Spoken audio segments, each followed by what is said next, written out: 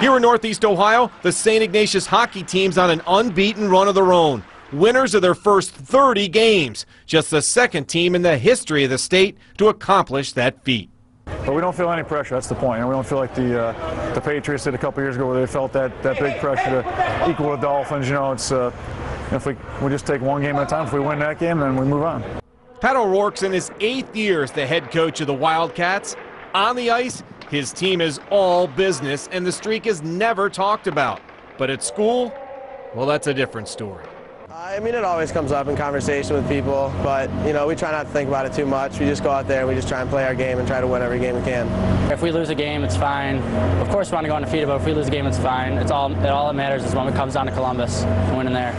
This run at a state record that the Ignatius Hockey team is on right now actually started last year. Coach O'Rourke said the team very rarely trailed last year and blew out teams. That has not been the case this season. Ignatius has trailed in most of their games, and he'll be the first one to tell you it's that experience that set this team up for the run that they're on right now. We're down 2 goals. We don't start panicking or freaking out. We know we can do the job. We just keep putting pucks on net, and we'll break through.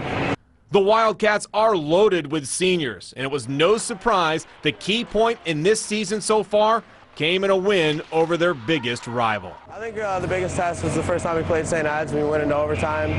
You know, every time we play St. Ed's, you know, they're a big rival. It's always a good game, and we were able to come out of there with a victory. We looked at each other. We were like, all right, we got something special here. Let's keep it going. Special indeed. But the Cats still have 3 regular season games before the season ends, and the Barron Cup begins. Unbeaten would be special. Anything short of a state championship would be disappointing. It's not going to hurt to go undefeated if we're trying to. We can't really lose a game. We're trying to win the Red North and the Barron Cup and states.